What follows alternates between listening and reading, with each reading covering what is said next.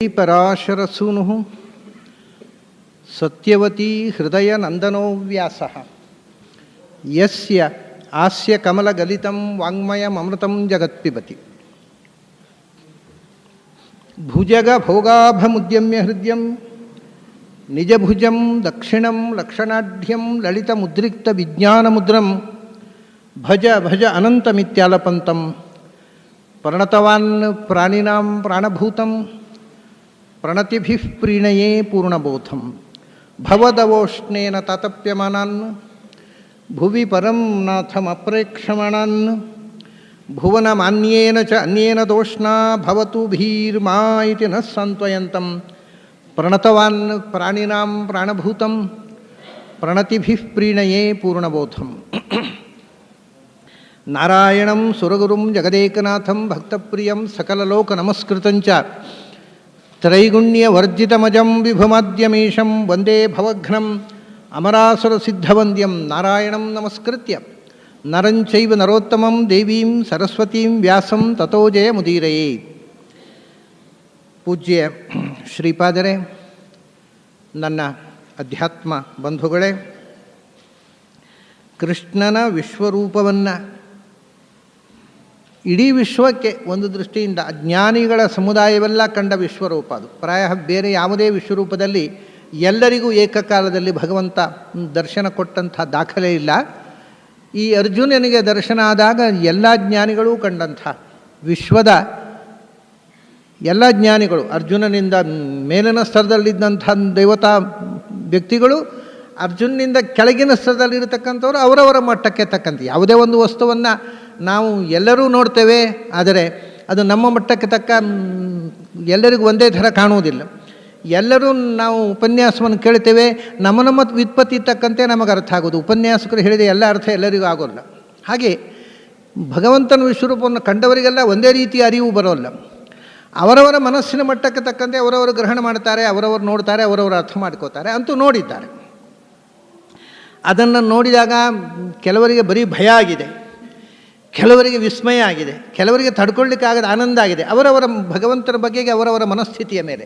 ಅರ್ಜುನನಿಗೆ ಎಲ್ಲ ಆಗಿಬಿಟ್ಟಿದೆ, ಭಯವೂ ಆಗಿದೆ, ಆನಂದವೂ ಆಗಿದೆ, ಆಶ್ಚರ್ಯವಾಗಿದೆ. ಎಲ್ಲ ಭಾವ ತುಮುಲಗಳಲ್ಲಿ ಅವನು ಹೇಳ್ತಾನೆ. ನಿನ್ನೆ ನಾನು ಪ್ರಾರಂಭ ಮಾಡಿದ ಶ್ಲೋಕ, ಅದನ್ನು ಅರ್ಧದಲ್ಲಿ ಸಮಯ ಆಯಿತು ಅಂತ ಅರ್ಧದಲ್ಲೇ ಮುಗಿಸಿದ್ದೆ. ಕಸ್ಮಾಚ್ಯತೆ ನನಮೇರನ್ ಮಹಾತ್ಮನ್ ಗರೀಯಸೆ ಬ್ರಹ್ಮಣೋಪ್ಯಾದಿ ಕರ್ತರೆ ಅಂತ. ಕಸ್ಮಾಚ್ಯತೆ, ಎಲ್ಲರೂ ಇಡೀ ಪ್ರಪಂಚದ ಜ್ಞಾನಿಗಳೆಲ್ಲ ಕೃಷ್ಣನ ರೂಪವನ್ನು ಕಂಡು ಭಕ್ತಿಯಿಂದ ಮಣೀತಾ ಇದ್ದಾರೆ ಅಂತ ಕಾಣ್ತಾ ಇದೆ ಅರ್ಜುನನಿಗೆ. ಇವನೂ ನಮಸ್ಕಾರ ಮಾಡಿದ್ದಾನೆ. ಆಮೇಲೆ ಹೇಳ್ತಾನೆ ಸ್ಥಾನೆ ಅಂತ. ಭಗವಂತನನ್ನು ಕಂಡಾಗ ಮಣಿಯದವನು ಯಾರಿದ್ದಾನೆ? ಅದನ್ನು ಕಂಡು ಭಕ್ತಿಯಿಂದ ತಲೆಮಣಿಯದವನು ಒಬ್ಬ ಇದ್ದಾನೆ. ಕಸ್ಮಾಚ್ಚ, ಯಾವ ಕಾರಣಕ್ಕೋಸ್ಕರ ದೇವರು ಕಾಣಿಸಿಕೊಂಡಾಗಲೂ ತಲೆಮಣಿಯದೇ ಇರತಕ್ಕಂಥದ್ದು ಒಂದು ಸಂಗತಿ ಉಂಟೋ ಎಲ್ಲಿ ಆದರೂ? ನೋಡಿ, ಅಲ್ಲಿ ಒಂದು ತಮಾಷೆ. ಇದೆಲ್ಲ ನಮ್ಮ ಭಾಷೆಯಲ್ಲಿ ನಾವು ಮಾತಾಡುವಾಗಲೂ ಇಂಥ ಬಳಕೆಗಳನ್ನು ಮಾಡ್ತೇವೆ, ಆದರೆ ಗಮನಿಸಲ್ಲ. ಅಲ್ಲಿ ಕಸ್ಮಾಚ್ಚ ತೇ ನನಮೇರನ್ ಮಹಾತ್ಮನ್ ಅಂತಿದೆ, ಒಂದು ಚಕಾರ ಇದೆ. ಅಂದರೆ ನಿನಗೂ ನಮಸ್ಕಾರ ಮಾಡಿದವರುಂಟೋ ಅಂತ ನಾವು ಹೇಳೋದಿಲ್ವ? ಚ ಅನ್ನೋದಕ್ಕೆ ಕನ್ನಡದಲ್ಲಿ ಊ ಅಂತೇವೆ. ನಿನಗೂ ನಮಸ್ಕಾರ ಮಾಡಿದವರುಂಟೋ? ಇದಕ್ಕೆ ಅರ್ಥ ಏನು ಗೊತ್ತುಂಟ? ನಾವು ಇಂಥದ್ದು ಹೇಳ್ತೇವೆ, ನಾವು ಬಳಸ್ತೇವೆ, ಆದರೆ ಅದು ನಿಜವಾದ ಅರ್ಥ ಏನು ಅನ್ನೋದು ನಮಗೆ ಗೊತ್ತಿರೋದಿಲ್ಲ ಅಂತ ನಾವು ಪ್ರಯೋಗ ಮಾಡ್ತೇವಲ್ಲ. ಗೊತ್ತಿದೆ, ಸುಪ್ತ ಪ್ರಜ್ಞೆಯಲ್ಲಿ ಗೊತ್ತಿದೆ, ಏನರ್ಥ ಅಂತ ಕೇಳಿದ್ರೆ ಹೇಳಲಿಕ್ಕೆ ಬರೋಲ್ಲ. ಅದನ್ನು ನಿಜವಾಗಿ ಬಹಳ ಆಶ್ಚರ್ಯಕರವಾಗಿ ಈ ಚಕಾರ ಅಥವಾ ಸಮುಚ್ಚಯ, ಕನ್ನಡದಲ್ಲಿ ಊ ಅಂತೇವೆ. ಅವನೂ ಬಂದ, ಅವರೂ ಬಂದರು, ಇವರೂ ಬಂದರು ಅನ್ನೋ ಹಾಗೆ. ಈ ಸಮುಚ್ಚಯಕ್ಕೆ ಒಂದು ವಿಶಿಷ್ಟವಾದ ಎರಡು ಅರ್ಥಗಳನ್ನು ಆಚಾರ್ಯರು ಹೇಳಿದ್ದಾರೆ. ಶ್ರೇಷ್ಠತ್ವೇಚ ಪ್ರಯುಜ್ಯತೆ, ನೀಚತ್ವೇಚ ಪ್ರಯುಜ್ಯತೆ ಅಂತ. ಕೆಲವು ಕಡೆ ಅದು ಶ್ರೇಷ್ಠತ್ವವನ್ನು ಹೇಳುತ್ತೆ, ಕೆಲವು ಕಡೆ ನೀಚತ್ವವನ್ನು ಹೇಳುತ್ತೆ ಅಂತ. ಇದು ಭಾಷಾಶಾಸ್ತ್ರದಲ್ಲಿ ಬಹಳ ಸರಳವಾಗಿರ್ತಕ್ಕಂಥ ಅರ್ಥ, ಆದರೆ ನಾವು ಮಾತಾಡ್ತಾ ಇರುವಾಗ ನಾವು ಬಳಸುವಂಥ ಅರ್ಥ ಆದರೂ ನಮಗೆ ಗೊತ್ತಿಲ್ಲದ ಅರ್ಥ. ಈಗ ನೋಡಿ, ನಾವು ಹೇಳ್ತೇವೆ ಏನು ಅಂದರೆ, ಆ ಸಭೆಗೆ ದೊಡ್ಡ ದೊಡ್ಡ ಮಂದಿ ರಾಷ್ಟ್ರಪತಿಗಳೂ ಬಂದಿದ್ದರು. ಅಲ್ಲಿ ರಾಷ್ಟ್ರಪತಿಗಳೂ ಅಂತೇವಲ್ಲ, ರಾಷ್ಟ್ರಪತಿಗಳಂತಹ ದೊಡ್ಡ ಮಂದಿ ಬಂದಿದ್ದರು ಅಂತ ಅರ್ಥ. ಅಲ್ಲಿ ಶ್ರೇಷ್ಠತ್ವ ವಾಚಕ. ಅಪಬೋಲಿಗಳೂ ಬಂದಿದ್ದರು ಅಂದರೆ ನೀಚತ್ವ, ಅಯೋಗ್ಯರೂ ಬಂದಿದ್ದರು. ಸೊ ಆ ಊ ಅನ್ನುವಂಥದ್ದು ಅಥವಾ ಚಕಾರಕ್ಕೆ ಆ ಯಾವ ವ್ಯಕ್ತಿಯ ಜೊತೆಗೆ ನಾವು ಅದನ್ನು ಬಳಸ್ತೇವೆ ಆ ವ್ಯಕ್ತಿಯ ಅಥವಾ ಆ ಕ್ರಿಯೆಯ ಆ ಘಟನೆಯ ಆ ಪ್ರದೇಶದ ಯಾವುದೋ ಒಂದು ಅದರ ಶ್ರೇಷ್ಠತ್ವವನ್ನು ಹೇಳಬಹುದು ಚಕಾರ, ಅಥವಾ ಅದು ಕಳಪೆ, ನೀಚ, ಅಯೋಗ್ಯ, ಅಪ್ರಯೋಜಕ ಅನ್ನೋ ಅರ್ಥವನ್ನು ಹೇಳ್ಬೋದು. ಇಲ್ಲಿ ಕಸ್ಮಾಚ್ಯತೆ, ನಿನಗೂ ನಮಸ್ಕಾರ ಮಾಡಿದವರುಂಟು ಅಂತಂದರೆ ನಿನ್ನಂಥ ಜಗತ್ತಿನಲ್ಲೇ ಸರ್ವಶ್ರೇಷ್ಠ ವ್ಯಕ್ತಿಯನ್ನು ಕಂಡೂ ಕೂಡ ನಮಸ್ಕಾರ ಮಾಡದೇ ಇದ್ದಷ್ಟು ತಿಳಿಗೇಡಿಗಳು ಇದ್ದಾರೋ ಯಾರಾದರೂ? ಅದರಿಂದ ಸ್ಥಾನೆ ನಿನಗೆ ನಮಸ್ಕಾರ ಮಾಡುವುದು ಬಹಳ ನ್ಯಾಯಪ್ರಾಪ್ತ ಅಂತ. ಕಸ್ಮಾಚ್ಯತೆ ನನ್ನ ಮೇರನ್ನು, ಯಾಕೆಂದರೆ ನೀನು ಮಹಾತ್ಮ ನಿನ್ನೆ ಹೇಳಿದೆ, ನಾನು ಪರಿಪೂರ್ಣವಾದ ಆತ್ಮ. ಅದಕ್ಕಿಂತ ಮೇಲೆ ಅದಕ್ಕಿಂತ ಎತ್ತರದಲ್ಲಿ ಇರೋದಕ್ಕೆ ಇನ್ನೊಂದು ಶಕ್ತಿ ಇಲ್ಲ. ಅದನ್ನೇ ಮುಂದೆ ಹೇಳ್ತಾನೆ, ಗರೀಯಸೆ ಬ್ರಹ್ಮಣೋಪಿ ಆದಿಕರ್ತರೆ ಅನಂತ ದೇವೇಶ ಜಗನ್ನಿವಾಸ ತ್ವಮಕ್ಷರಂ ಸದಸತ್ ತತ್ಪರಂ ಯತ್ ಅಂತ. ಗರೀಯಸೆ, ನೀನು ಎಲ್ಲಕ್ಕಿಂತ ದೊಡ್ಡ ವಸ್ತು ಅಂತ. ಗರಿಯಾನ್ ಅಂದರೆ ಎಲ್ಲಕ್ಕಿಂತ ಹಿರಿದು. ನಿನಗೆ ನಮಸ್ಕಾರ ಮಾಡದೆ ಇನ್ನು ಯಾರಿಗೆ ಮಾಡಬೇಕು? ನಾವು ನಮಸ್ಕರಿಸಬಹುದಾದ ಪ್ರಪಂಚದಲ್ಲಿ ಇರುವ ವಸ್ತುಗಳಲ್ಲೇ you are the greatest one ಅಂತ. ಗರೀಯಸೆ ಅಂದರೆ ಗ್ರೇಟೆಸ್ಟ್ ಅಂತ ಇಂಗ್ಲೀಷ್ನಲ್ಲಿ ಅಂತೇವಲ್ಲ, ಅದೇ ಅರ್ಥ. ಎಲ್ಲಕ್ಕಿಂತ ದೊಡ್ಡ ವಸ್ತು ನೀನು. ಎಷ್ಟು ದೊಡ್ಡದು ಅಂದರೆ ಅದನ್ನು ಬರೇ ದೊಡ್ಡದು ಅಂತ ಹೇಳೋಲ್ಲ ಅವನು, ಬ್ರಹ್ಮಣೋಪಿ ಆದಿಕರ್ತರೆ ಅಂತ. ಬ್ರಹ್ಮಣೋಪಿ ಆದಿಕರ್ತರೆ, ನಮಗೆ ಗೊತ್ತಿರುವಂತೆ ಜೀವಲೋಕದಲ್ಲಿ ಪ್ರಪಂಚದಲ್ಲಿ ಇರತಕ್ಕಂಥ ಜೀವ ಸಮುದಾಯದಲ್ಲಿ ಎಲ್ಲರಿಗಿಂತ ದೊಡ್ಡ ಜೀವ, ಆದಿಜೀವ, ಸರ್ವಶ್ರೇಷ್ಠ ಜೀವೋತ್ತಮ ಅಂತ ಹೇಳ್ತೇವಲ್ಲ ನಾವು, ಯಾರು ಅಂದರೆ ಚತುರ್ಮುಖ, ವಾಯುದೇವರು ಮತ್ತು ಚತುರ್ಮುಖ. ಚತುರ್ಮುಖ ಅಂದರೆ ವಾಯುದೇವರೇ ಮತ್ತು ಚತುರ್ಮುಖನ. ಆದ್ದರಿಂದ ಜೀವಗಳಲ್ಲಿ ಹಿರಿದಾದ ಜೀವ ಅಂತಂದರೆ ಚತುರ್ಮುಖ, ಅವನಿಗಿಂತ ದೊಡ್ಡ ಜೀವ ಇಲ್ಲ. ಅಂಥ ಚತುರ್ಮುಖನಿಗೂ ನೀನು ಆದಿಕರ್ತರೆ, ಸೃಷ್ಟಿ ಮಾಡಿದಂಥ ಅವನು ಕಾರಣಪುರುಷನು, ಅವನಿಗೂ ಆದಿಯಲ್ಲಿ ಇದ್ದವ, ಅವನಿಗಿಂತ ಮೊದಲಿದ್ದವ ಅವನ ತಂದೆ. ಬ್ರಹ್ಮಣಃ ಪಿತರಂ ವಂದೇ ಶಂಕರಸ್ಯ ಪಿತಾಮಹಂ ಅಂತ ಆಚಾರ್ಯರು ಇದನ್ನು ದ್ವಾದಶ ಸ್ತೋತ್ರದಲ್ಲಿ ಉಪಯೋಗಿಸಿಕೊಂಡಿದ್ದಾರೆ. ಬ್ರಹ್ಮಣೋಪಿ ಆದಿಹಿ ಕರ್ತಾಚ, ಚತುರ್ಮುಖನಿಗಿಂತಲೂ ಮೊದಲು ಇದ್ದವ, ಚತುರ್ಮುಖನನ್ನು ಸೃಷ್ಟಿ ಮಾಡಿದವ. ಮೊದಲಿದ್ದವರೆಲ್ಲ ಸೃಷ್ಟಿ ಮಾಡಬೇಕು ಅಂತಿಲ್ಲಲ್ಲ, ನಮಗಿಂತ ಮೊದಲಿದ್ದವರೆಲ್ಲ ನಮ್ಮನ್ನು ಸೃಷ್ಟಿ ಮಾಡಿರ್ತಾರೆ, ಇಲ್ಲ. ಅದನ್ನ ನೀನು ಅಂದರೆ ನೀನು ಬರೇ ಕಾಲತಃ ಸೀನಿಯರ್ ಅಷ್ಟೇ ಅಲ್ಲ, ಚತುರ್ಮುಖನನ್ನು ಆದಿಜೀವನನ್ನು ಸೃಷ್ಟಿ ಮಾಡಿದವ. ಉಳಿದವರೆಲ್ಲ ಚತುರ್ಮುಖನಿಂದ ಸೃಷ್ಟಿಯಾದವರು. ಅಂಥ ಚತುರ್ಮುಖನನ್ನು ಸೃಷ್ಟಿ ಮಾಡಿದವ ನೀನು. ಹಾಗಾಗಿ ನಿನಗಿಂತ ದೊಡ್ಡ ವಸ್ತು ಎಲ್ಲಿರಬೇಕು? ನಮ್ಗೆ ಗೊತ್ತಿರುವಂತೆ ಜೀವಗಳಲ್ಲಿ ಬಹಳ ದೊಡ್ಡದು ಅಂದರೆ ಚತುರ್ಮುಖ, ಬ್ರಹ್ಮ. ಅಲ್ಲಪ್ಪ, ಬ್ರಹ್ಮನಿಗಿಂತ ದೊಡ್ಡ ವಸ್ತು ಲಕ್ಷ್ಮಿ ಇದ್ದಾಳಲ್ಲ. ಬ್ರಹ್ಮಣೋಪಿ ಆದಿಕರ್ತರೆ, ಬ್ರಹ್ಮ ಶಬ್ದಕ್ಕೆ ಲಕ್ಷ್ಮಿ ಅಂತಲೂ ಅರ್ಥ ಇದೆ. ದೊಡ್ಡದು ದೇವರನ್ನು ಬಿಟ್ಟರೆ ಜೀವಗಳಲ್ಲಿ ದೊಡ್ಡದು ಚತುರ್ಮುಖ, ದೇವರನ್ನು ಬಿಟ್ಟರೆ ಚೈತನ್ಯಗಳಲ್ಲಿ ದೊಡ್ಡದು ಲಕ್ಷ್ಮಿ, ದೊಡ್ಡ ಶಕ್ತಿ.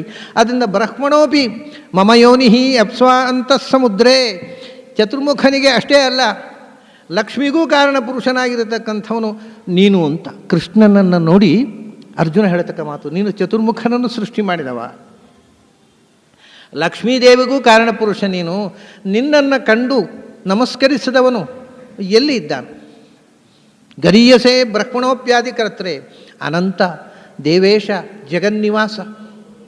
ಅವನು ಹೇಳ್ತಾನೆ, ಅನಂತ ದೇವೇಶ ಜಗನ್ನಿವಾಸ ತ್ವಮಕ್ಷರಂ ಸದಸತ್ ತತ್ಪರಂ ಯತ್. ನೀನು ಅನಂತ. ಜಗತ್ತಿನಲ್ಲಿ ಅನಂತ ಅಂತ ಅನಿಸ್ಕೊಳ್ಳುವಂಥದ್ದು ತುಂಬ ಸಂಗತಿಗಳಿವೆ. ಅನಂತ ಅಂದರೆ ಕೊನೆ ಇಲ್ಲದ್ದು.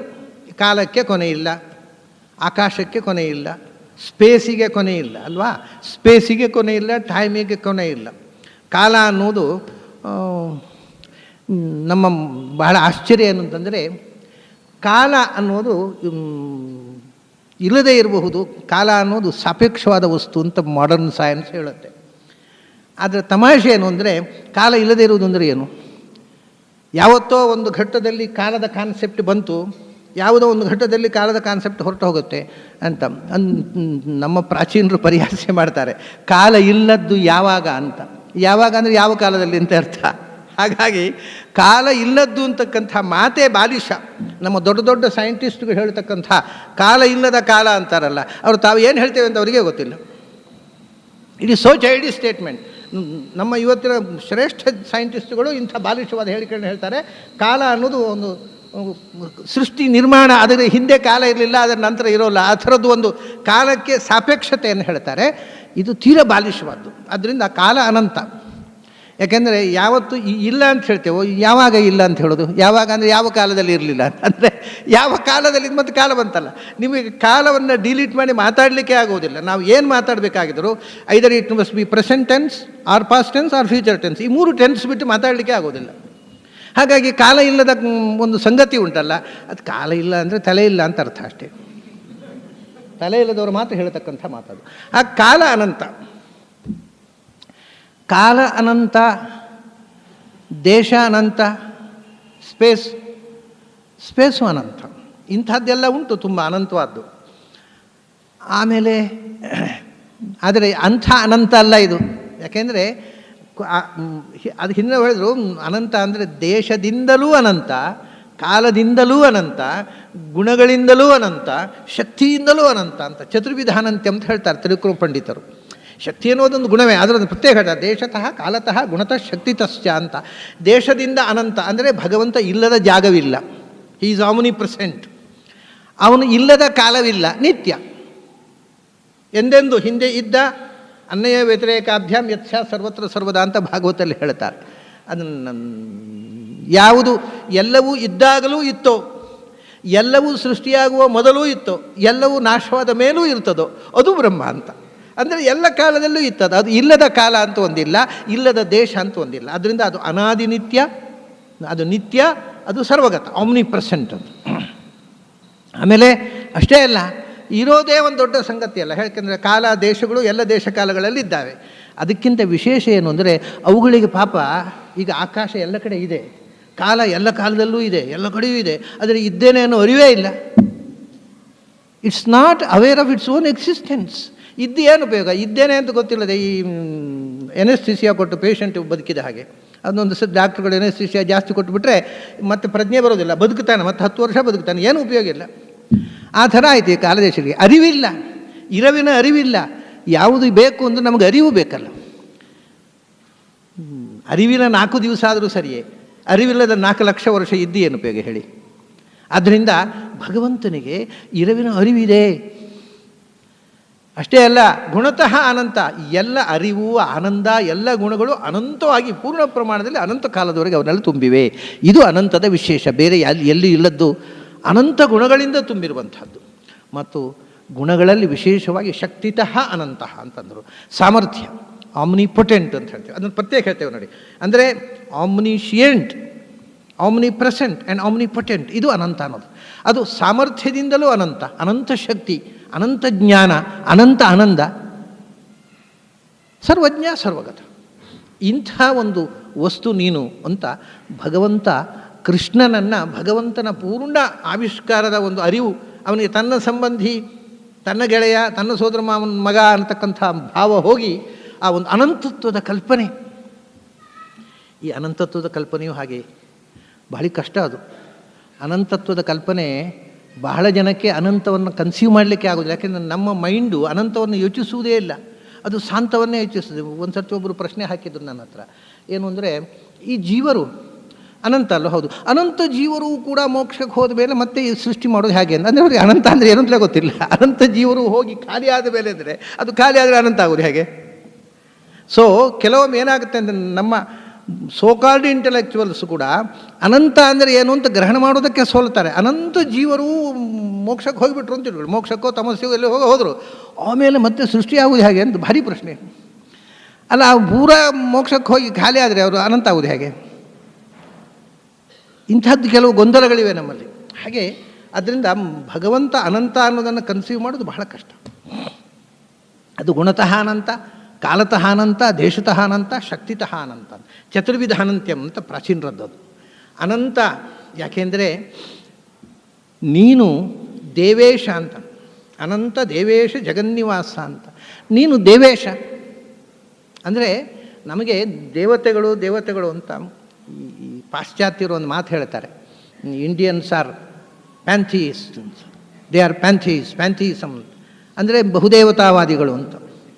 ಬಹುದೇವತಾವಾದಿಗಳು, ಪೇಗನ್ಸ್ ಅಂತ, ಪ್ಯಾಂಥಿಯಿಸ್ಟ್ ಅಂತ ಏನೇನೋ ಹೆಸರು ಹಾಕಿ ಭಾರತೀಯರಿಗೆ, ಅಂದರೆ ಅವರಿಗೆ ಅರ್ಥ ಆಗದಿದ್ದ ವಿಷಯದಲ್ಲಿ ನಮ್ಮನ್ನು ಬೈಯೋದು. ಅವರಿಗೆ ಭಾರತೀಯ ಗ್ರಂಥಗಳು ಅರ್ಥ ಆಗದೇ ಇದ್ದರೆ ಅದನ್ನು ತಪ್ಪರ್ಥ ಮಾಡಿಕೊಂಡು ಆರೋಪ ನಮ್ಮ ಮೇಲೆ. ಅವರು ಬರೆದ ಇಂಗ್ಲೀಷ್ ಪುಸ್ತಕವನ್ನೇ ಓದಿ ನಮ್ಮ ಹುಡುಗರು ನಾವು ದೊಡ್ಡರು ಅಂತ ತಿಳ್ಕೊಳ್ಳೋದು. ಇದು ಈ ದೇಶ ದುರಂತ. ಪಾಶ್ಚಾತ್ಯರು ಬರೆದ ಭಾರತೀಯ ಸಂಸ್ಕೃತಿಯ ಬಗ್ಗೆ ಏನು ಕಮೆಂಟ್ಸ್ ಇದೆ ಅವರಿಗೆ ಅರ್ಥ ಮಾಡಿಕೊಳ್ಳದೆ ಬರೆದದ್ದನ್ನು ಅದನ್ನೇ ಓದಿ ನಮ್ಮ ಹುಡುಗರು MA ಮಾಡಿ ಅದನ್ನೇ ತಿಳ್ಕೊಂಡು ನಾವು ದೊಡ್ಡರು ಪಾಶ್ಚಾತ್ಯರು ಬುದ್ಧಿವಂತರು ಅಂತ ತಿಳ್ಕೊಳ್ಳೋದು. ಅವರು ಪ್ಯಾಂಥಿಯಿಸ್ಟ್ ಅಂತ ಹೇಳ್ತಾರೆ ನಮ್ಮನ್ನು, ಪಾಶ್ಚಾತ್ಯರು ಪ್ಯಾಂಥಿಯಿಸ್ಟ್ ಅಂದರೆ ಬಹುದೇವತಾವಾದಿಗಳು ಅಂತ. ಅದಕ್ಕೋಸ್ಕರ ಇಂಡಿಯನ್ಸ್ ಆರ್ ಪೇಗನ್ಸ್ ಅಂದರು.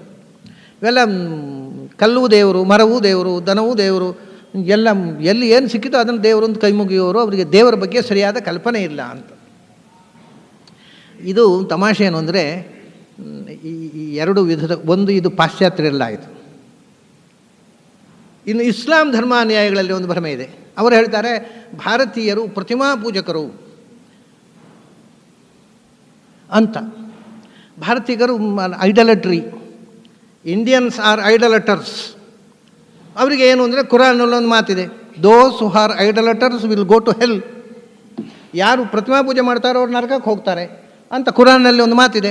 ಹಾಗಾಗಿ ಭಾರತೀಯರು ಪ್ರತಿಮಾ ಪೂಜಕರು, ಅವ್ರು ನರಕಕ್ಕೆ ಹೋಗುವವರು. ಇವರು ಪೇಗನ್ಸು, ಅದರಿಂದ ಅನಾಗರಿಕರು. ಇದು ಪಾಶ್ಚಾತ್ಯರು ಮತ್ತು ಇಸ್ಲಾಂ ಧರ್ಮದವರು ತಿಳ್ಕೊಂಡ ಒಂದು ದೊಡ್ಡ ಭ್ರಮೆ. ಒಂದು ಸಂದರ್ಭದಲ್ಲಿ ಒಂದು ಸಭೆ, ಅದು ಮುಸಲ್ಮಾನರು ಏರ್ಪಡಿಸಿದ ಸಭೆ. ಅವರು ನನ್ನನ್ನು ಕರೆದಿದ್ರು, ನನ್ನ ದಾಡಿ ನೋಡಿ ಅವರು ಸ್ವಲ್ಪ ರೀತಿಯಿಂದ ಕರೆದ್ರು ನನಗೆ, ನೀವು ಬರ್ರಿ ಅಂತ, ನೀವು ನಮ್ಮ ಸಭೆಗೆ ಬಂದು ಇಂದು ಕರೆದ್ರು. ಹೋದೆ ನಾನು. ನನಗೆ ಯಾರು ಕರೆದ್ರು ಹೋಗ್ತೇನೆ, ಕ್ರೈಸ್ತರು ಕರೆದ್ರು ಹೋಗ್ತೇನೆ, ಮುಸಲ್ಮಾನ್ ಕರೆದು ಹೋಗ್ತೇನೆ. ಕೃಷ್ಣನ ಸಿದ್ಧಾಂತ ಏನೋ ಅದನ್ನಲ್ಲಿ ಹೇಳಿ ಬರೋದು, ನಮಗೆ ಯಾರು ಕರೆದ್ರೆ ಏನು. ಹೋದೆ ನಾನು. ಹೋದಾಗ ನಾನು ಮೊದಲು ಹೇಳಿದೆ, ನಿಮ್ಮ ಕುರಾನಿನಲ್ಲಿ ಐಡಲಟರ್ಸ್ ವಿಲ್ ಗೋ ಟು ಹೆಲ್ ಅಂತಿದೆ. ನನ್ನದು ಓಟಿದೆ ಅದಕ್ಕೆ, let all the idolaters go to hell ಅಂತ ಹೇಳಿದೆ ನಾನು. ಅವ್ರಿಗೆ ಆಶ್ಚರ್ಯ, ಅರೆ ಇವ್ನು ದೇವಸ್ಥಾನ, ದೇವ್ರ ಪೂಜೆ, ದೇವ್ರ ಕೋಣೆ ಅಂತೆಲ್ಲ ಬಡ್ಕೋತಾರೆ ಇವ್ರಿಗೆ, ಮತ್ತು let all the idolaters go to hell ಅಂತ ಹೇಳಿದರೆ, ಓಹೋ ಇದು ಮೋರೆ ತಕ್ಕ, ಎಲ್ಲಿ ಹೇಗೆ ಬೇಕೋ ಅಲ್ಲಿಗೆ ಮಾತಾಡೋದು ಅಂತ ಅವರು ತಿಳ್ಕೊಂಡ್ರು. ನಾನು ಹೇಳಿದೆ, ವಾಟ್ ಈಸ್ ಐಡಲಟ್ರಿ? ನಾವು ಪ್ರತಿಮಾ ಪೂಜಕರಾಗಿದ್ದರೆ ಖಂಡಿತ ನರಕಕ್ಕೆ, ಯಾಕೆಂದರೆ ನ ಪ್ರತೀಕೆ ನ ಹಿ ಸಹನ್, ಪ್ರತಿಮಾ ಪೂಜೆ ಮಾಡಬೇಡ ಅಂತ ವೇದವ್ಯಾಸರು ಹೇಳಿದ್ದಾರೆ. ನಮ್ಮ ಶಾಸ್ತ್ರದಲ್ಲಿ ಪ್ರತಿಮಾ ಪೂಜೆ ಇಲ್ಲ. ಮತ್ತು ಪ್ರತಿಮೆಯಲ್ಲಿ ಪೂಜೆ ಮಾಡೋದು, ಪ್ರತಿಮೆಯನ್ನು ಪೂಜೆ ಮಾಡೋದಲ್ಲ. ಅವನೇ ಮಾಡೋದಿಲ್ವಾ? ನಾವು ಪ್ರತಿಮೆಯಲ್ಲಿ ಭಗವಂತಂ ಅವಾಹಯಾಮಿ, ಆ ಪ್ರತಿಮೆಯಲ್ಲಿ ಇರುವ ದೇವರನ್ನು ಪೂಜೆ ಮಾಡುವುದು, ಪ್ರತಿಮೆಯನ್ನು ಪೂಜೆ ಮಾಡೋದಲ್ಲ. ಪ್ರತಿಮೆಯನ್ನು ಪೂಜೆ ಮಾಡುವವರು ದಡ್ಡರು, ಶಾಸ್ತ್ರ ನಿಷಿದ್ಧ ಅದು. ನಾಳಿದ್ದು what is idolatry? To worship God as idol is idolatry. To worship God in idol is not idolatry. It is a feeling of omnipresence ಅಲ್ವಾ? ಯಾರು ಪ್ರತಿಮೆಯನ್ನೇ ದೇವರನ್ನು ಪೂಜೆ ಮಾಡ್ತಾರೆ ಅವರು ಐಡಲಟರ್ಸ್. ಯಾವ ಭಾರತೀಯನೂ ಐಡಲಟರ್ ಅಲ್ಲ, ಅದು ನಿಷಿದ್ಧ. ವೇದಾಂತದಲ್ಲಿ ಅದಕ್ಕೋಸ್ಕರ ವೇದವ್ಯಾಸರು ಒಂದು ಸೂತ್ರ ಬರೆದಿದ್ದಾರೆ. ಅದು ನಾವು ಪ್ರತಿಮೆಯನ್ನು ಪೂಜೆ ಮಾಡುವವರಲ್ಲ, ಪ್ರತಿಮೆಯಲ್ಲಿ ಪೂಜೆ ಮಾಡೋದು. ಪ್ರತಿಮೆಯಲ್ಲಿ ಪೂಜೆ ಮಾಡೋದು ತಪ್ಪ. ಪ್ರತಿಮೆಯಲ್ಲಿ ಪೂಜೆ ಮಾಡೋದು ಎಲ್ಲ ಕಡೆ ಭಗವಂತ ಇದ್ದಾನೆ ಅಂತ, ಆಮ್ನಿಪ್ರೆಸೆನ್ಸ್ ಅದು. ಭಗವಂತ ಸರ್ವಗತ ಅಂತ ಅನುಸಂಧಾನ ಮಾಡೋದು ತಪ್ಪ. ಅದರಿಂದ ಅಷ್ಟು ಹೇಳಿದ ಕೂಡಲೇ ಅವ್ರಿಗೆ ಏನು ಹೇಳೋದು ಗೊತ್ತಾಗಿಲ್ಲವಪ್ಪ. ಯಾಕಂದರೆ ಮಾತಾಡಲಿಕ್ಕೆ ಉಪಾಯವೇ ಇಲ್ಲ. ತಪ್ಪು ತಿಳ್ಕೊಂಡಿದ್ದಾರೆ ನಮ್ಮ ಬಗ್ಗೆ ನಿಮ್ಮ ಜನ. ನಾವು ಐಡಲಟರ್ಸ್ ಅಲ್ಲ. ಐಡಲಟರ್ಸ್ ನರಕಕ್ಕೆ ಹೋಗಲಿ. ಪ್ರೊಫೆಟ್ ಮಹಮ್ಮದ್ ಹೇಳಿದಕ್ಕೆ ನಂದು ಓಟಿದೆ ಅಂತ ಹೇಳಿದೆ. ಹೀಗೆ ಯಾಕೆ ಇದನ್ನು ಹೇಳಿದೆ ಅಂದರೆ, ದೇವೇಶ ಅನ್ನೋ ಶಬ್ದ ಬಂದಾಗ ಇದು ಎರಡು ತಪ್ಪು ಕಲ್ಪನೆಗಳು. ಒಂದು, ಎಲ್ಲಿ ಯಾವುದನ್ನೋ ಇಲ್ಲ ಅಂತಲ್ಲ. ಈ ತಪ್ಪು ಕಲ್ಪನೆ ಬರಲಿಕ್ಕೆ ಒಂದು ಎಳೆ ಉಂಟು. ಎಲ್ಲಿ ಅಂದರೆ, ರಾಮಾನುಜಾಚಾರ್ಯರು ಪ್ರತಿಮಾ ಅರ್ಚಾವತಾರ ಅಂತ ಒಂದು ಹೇಳಿ, ಪ್ರತಿಮೆಯನ್ನೇ ದೇವರ ಅವತಾರ ಅಂತ. ಇದು ಭ್ರಮೆಗೆ ಕಾರಣ ಆಯಿತು. ಅದೊಂದು ಮಾಡಿದ ಅಚಾತುರ್ಯ. ಅದು ಪ್ರತಿಮೆಯನ್ನೇ ದೇವರು ಅಂತ ಪೂಜೆ ಮಾಡಬಹುದು ಅಂತ ಹೇಳಿದರವರು. ಅದನ್ನು ಇಡೀ ಭಾರತೀಯರ ಮೇಲೆ ಒಂದು ಅಪವಾದ ಕಾರಣ ಆಯಿತು ಆ ಕಾನ್ಸೆಪ್ಟ್. ವಸ್ತುತಃ ವ್ಯಾಸರಿಗೆ ಸಮ್ಮತ ಅಲ್ಲ, ಅದು ಭಾರತೀಯ ಕಾನ್ಸೆಪ್ಟ್ ಅಲ್ಲ. ಪಾಪ ಅವ್ರ ಕಾಲದಲ್ಲಿ ಪ್ರತಿಮೆಯ ಒಳಗೆ ಭಗವಂತ ಇದ್ದಾನೆ ಅಂತ ಹೇಳಿದ್ರೆ ಕಷ್ಟ ಆಗುತ್ತೆ. ಅದನ್ನೇ ದೇವ್ರನ್ನ ತಿಳ್ಕೊಂತ ಹೇಳಿದ್ರು ಏನೋ, ಯಾಕೆ ಹೇಳಿದ್ರೋ ಗೊತ್ತಿಲ್ಲ. But it is not correct. ಅದು ಹೇಳಿದ್ರಿಂದ ತೊಂದರೆ ಆಯಿತು, ಭಾರತೀಯ ಕಾನ್ಸೆಪ್ಟಿಗೆ ತುಂಬ ತೊಂದರೆ ಆಯಿತು. ಆ ಪ್ರತಿಮೆಯನ್ನು ದೇವರು ಅಂತ. ಹಾಗೆ ಇಲ್ಲಿ ಏನಾಗಿದೆ ಅಂದರೆ, ದೇವೇಶ ಅಂತ, ಯಾಕಂದರೆ ದೇವ ಏಕೋ ದೇವ ಅಂತ ಬಹುದೇವತಾವಾದವನ್ನು ನಿರಾಕರಣೆ ಮಾಡಲಿಕ್ಕೆ ಬೇಕಾದಂಥ ಒಂದು ಅವಕಾಶ ಇದು. ದೇವತೆಗಳಿಗೆಲ್ಲ, ದೇವತೆಗಳು ಅಂದರೆ ದೇವರಲ್ಲ, ದೇವತೆಗಳಿಗೆಲ್ಲ ಈಶನಾದ ಒಬ್ಬ ಇದ್ದಾನೆ, ಅವನೊಬ್ಬನೇ, ಅದು ಏಕೋ ದೇವ ಅಂತ. ಅಂದರೆ ದೇವರು ತುಂಬ ಜನ ದೇವರುಗಳಿಲ್ಲ, ದೇವತೆಗಳು ತುಂಬ ಇದೆ. ಆದರೆ ದೇವತೆಗಳು ಮತ್ತು ದೇವರು ಅನ್ನೋದಕ್ಕೆ ವ್ಯತ್ಯಾಸ ಗೊತ್ತಿಲ್ಲ ಪಾಶ್ಚಾತ್ಯರಿಗೆ. ದೇವತೆಗಳು ಅಂದರೆ ದೇ ಆರ್ ಅಡ್ವಾನ್ಸ್ಡ್ ಸೋಲ್ಸ್. ಅವರು ದೇವರಲ್ಲ, ನಮಗಿಂತ ಮೊದಲು ಭಗವಂತನ ಸಾಕ್ಷಾತ್ಕಾರಕ್ಕೆ ಪಡೆದು ನಮಗೆ ಗೈಡೆನ್ಸ್ ಕೊಡುವಂಥ ಅಡ್ವಾನ್ಸ್ಡ್ ಜೀವಗಳು. ದೇವತೆಗಳೆಲ್ಲರೂ ಜೀವರು, ಯಾರೂ ಭಗವಂತ ಅಲ್ಲ. ಭಗವಂತ ಒಬ್ಬನೇ ಇರೋದು. ಅದಕ್ಕೆ ಹೇಳಿದ ದೇವ ಈಶಾ ಅಂತ. ಸರ್ವೇಷಾಮಪಿ ದೇವಾನಾಂ ಈಷ್ಟೇಯ ಸಹ ದೇವೇಶ. ಎಲ್ಲ ದೇವತೆಗಳನ್ನು ಅಂದರೆ ಹಿಂದೆ ಬಂತಲ್ಲ, ಬ್ರಹ್ಮಣೋಮ್ಯ ಆದಿಕರ್ತನೆ, ಚತುರ್ಮುಖಾದಿ ಸಮಸ್ತ ದೇವತೆಗಳನ್ನು ನಿಯಂತ್ರಣ ಮಾಡ್ತಕ್ಕ ಏಕಮಾತ್ರ ವಿಶ್ವನಿಯಾಮಕ ಶಕ್ತಿ ನೀನು ಅಂತಕ್ಕಂಥ ಮಾತನ್ನು ಅರ್ಜುನ ಹೇಳ್ತಾನೆ. ಅನಂತ ದೇವೇಶ, ಆದರೆ ನೀನು ಜಗನ್ನಿವಾಸ. ಜಗನ್ನಿವಾಸ ಅಂದರೆ ಈ ಒಂದೊಂದು ಮಾತಿನಿಂದ ಅವನಿಗೆ ಆ ವಿಶ್ವರೂಪ ದರ್ಶನದಿಂದ ಬಂದಿರತಕ್ಕಂಥ ಉದ್ಗಾರಗಳಿವೆಲ್ಲ. ಎಲ್ಲ ದೇವತೆಗಳು ಕಾಣ್ತಾ ಇದ್ದಾರೆ ಆ ವಿಶ್ವ ದರ್ಶನದಲ್ಲಿ. ಆ ದೇವತೆಗಳಾಗಿ ಕಾಣ್ತಾ ಇಲ್ಲ, ಅವರೊಳಗೆ ತುಂಬಿರುವ ಭಗವಂತ ಕಾಣ್ತಾ ಇದ್ದಾನೆ. ಆದ್ದರಿಂದ ನೀನು ದೇವೇಶ. ಎಲ್ಲ ದೇವತೆಗಳಿಗೆ ಅಂತ ಇದೆ, ನೀನು ಮಾತ್ರ ಎಲ್ಲಿ ನೋಡಿದ್ರು ಅಲ್ಲಿ ಅನಂತವಾಗಿ ತುಂಬಿದ್ದೀಯಾ. ನೀನು ಜಗನ್ನಿವಾಸ ಅಂತ. ಜಗನ್ನಿವಾಸ ಈ ಶಬ್ದವನ್ನು ಕದ್ದಿದ್ದಾನೆ ಮಾಘಕವಿ. ಜಗನ್ನಿವಾಸೋ ವಸುದೇವ ಸದ್ಮನಿ ವಸಂತ ದರ್ಶಾವತರಂತ ಮಂಬರಾತ್ ಹಿರಣ್ಯ ಗರ್ಭಾಂಗಭೋ ಮುನಿಂಹರಿ ಅಂತ. ಶ್ರೀಯಃಪತಿ ಶ್ರೀಮತಿ ಶಾಸಿತುಂ ಜಗನ್ನಿವಾಸ ಅಂತ ಕೃಷ್ಣನಿಗೆ ಜಗನ್ನಿವಾಸ ಅನ್ನೋ ಶಬ್ದವನ್ನು ಮಾಘಕವಿ ತನ್ನ ಮಂಗಲಾಚರಣೆಯಲ್ಲಿ ಬಳಸ್ತಾನೆ. ಜಗನ್ನಿವಾಸ ಅನ್ನೋದು ಬಹಳ ಅಪೂರ್ವವಾದಂಥ ಒಂದು ಶಬ್ದ. ಯಾಕೆಂದರೆ ಅರ್ಜುನ ನೋಡ್ತಾ ಇದ್ದಾನೆ, ಇಡೀ ಜಗತ್ತು ಭಗವಂತನ ಒಳಗಿದೆ. ಈ ಜಗತ್ತಿನ ಒಳಗೆ ಭಗವಂತ ಇದ್ದಾನೆ. ಜಗತ್ ನಿವಸತಿ ಅಸ್ಮಿನ್ ಜಗತಿ ನಿವಸತಿ ಅಯಂ. ಹಾಗೆ ಜಗತ್ತಿನ ಒಳಗೂ ಭಗವಂತ, ಹೊರಗೂ ಭಗವಂತ. ಜಗತ್ತಿನ ಹೊರಗೆ ಭಗವಂತ ಇದ್ದಾನೆ, ಅವನೊಳಗೆ ಜಗತ್ತಿದೆ. ಜಗತ್ತಿನ ಒಳಗೆ ಒಂದೊಂದು ವಸ್ತುವಿನ ಒಳಗೂ ತತ್ ಸೃಷ್ಟ ತದೇವ ಅನುಪ್ರಾವಿಶತ್, ಅಂತರ್ಯಾಮಿಯಾಗಿ ಒಳಗೆ ತುಂಬಿದ್ದಾನೆ. ಅಂತರ್ಬಹಿಷ್ಯ ತತ್ಸರ್ವಂ ವ್ಯಾಪ್ಯ ನಾರಾಯಣ ಸ್ಥಿತ. ಎಲ್ಲದರ ಒಳಗೂ ಜಗನ್ನಿವಾಸ ಅಂತ. ಜಗದ್ವಾಸ ಅಂತ ಹೇಳೋದಿಲ್ಲ, ಜಗನ್ನಿವಾಸ ಅಂತಾರೆ. ಜಗತ್ತಿನಲ್ಲಿ ವಾಸ ಮಾಡೋದು ಅಂದರೆ ಈಗ ಎಲ್ಲ ಕಡೆ ವಾಸ ಮಾಡ್ತಾರೆ, ಆಕಾಶ ಎಲ್ಲ ಕಡೆಯೂ ಇದೆ, ಅದನ್ನು ಜಗನ್ನಿವಾಸ ಅಂತ ಅನ್ನೋಲ್ಲ. ಯಾಕೆಂದರೆ ಅದು ಅಂದರೆ ನಿಯಾಮಕತ್ವೇನ ವಾಸ. ಅರಿವಿನಿಂದ ಜಗತ್ತನ್ನು ನಿಯಂತ್ರಿಸುವುದಕ್ಕೋಸ್ಕರ ತಿಳಿದು ವಾಸ ಮಾಡುವುದು. ಅಂಥ ನಿಯಾಮಕತ್ವ ರೂಪವಾದ ವಾಸ ಉಂಟಲ್ಲ, ಅದು ಕೃಷ್ಣನಲ್ಲಿ ಕಾಣ್ತಾ ಇದ್ದಾನೆ. ನೀನು ಎಲ್ಲ ಜಗತ್ತಿನಲ್ಲೂ ತುಂಬಿದ್ದೀಯಾ, ಎಲ್ಲ ಜಗತ್ತನ್ನು ನಿಯಂತ್ರಿಸ್ತಾ ಇದೆಯಾ. ಎಲ್ಲ ಜಗತ್ತು ನಿನ್ನೊಳಗಿದೆ, ಎಲ್ಲದರೊಳಗೆ ನೀನಿದ್ದಿ. ಅಂತರ್ಬಹಿಷ್ಯ ತತ್ಸರ್ವಂ ವ್ಯಾಪ್ಯ ನಾರಾಯಣ ಸ್ಥಿತ. ಅನಂತ ದೇವೇಶ ಜಗನ್ನಿವಾಸ. ಇದೆಲ್ಲ ವಿಶ್ವರೂಪದಿಂದ ಅವನಿಗೆ ಕಂಡಂಥ ಸತ್ಯಗಳು. ಕೃಷ್ಣ ರಥದಲ್ಲಿ ಸಾರಥ್ಯ ಮಾಡ್ತಾ ಇದ್ದಂಥ ಒಂದು 6 ಅಡಿ ಎತ್ತರದ ಮನುಷ್ಯ ಮಾತ್ರ ಅಲ್ಲ, ಇದು ಇಡೀ ಜಗತ್ತಿನಲ್ಲಿ ತುಂಬಿರತಕ್ಕಂಥ ಅನಂತ ಶಕ್ತಿ ಅಂತ ಕಂಡುಬಿಟ್ಟಿದ್ದೇವೆ. ತ್ವಮಕ್ಷರಂ ಅಂತಂದ. ನೀನು ಅಕ್ಷರ.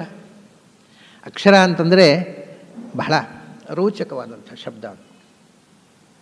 ಇದನ್ನು ನಾನು ಅನೇಕ ಬಾರಿ ಹೇಳಿದ್ದೇನೆ. ಅಕ್ಷರ ಅಂದರೆ 3 ಅಕ್ಷರ ಸೇರಿ ಒಂದು ಶಬ್ದ, ಅಥವಾ ಮೊದಲನೇ 2 ಅಕ್ಷರ ಮತ್ತು ಕೊನೆಯ 1 ಅಕ್ಷರ ಸೇರಿ 2 ಶಬ್ದದ ಕಾಂಬಿನೇಷನ್. ಒಂದು ಅಕ್ಷರಂ, ಇದು ಸಿಂಗಲ್ ವರ್ಡ್, ಒಂದೇ ಶಬ್ದ. ಇನ್ನೊಂದು ಅಕ್ಷ ಪ್ಲಸ್ ರ, ಅಥವಾ ಮೊದಲನೇದು 1 ಅಕ್ಷರ, ಕೊನೆಯದು ಆ ಪ್ಲಸ್ ಕ್ಷರ, ಅಥವಾ ಆ ಪ್ಲಸ್ ಕ್ಷ ಪ್ಲಸ್ ರ.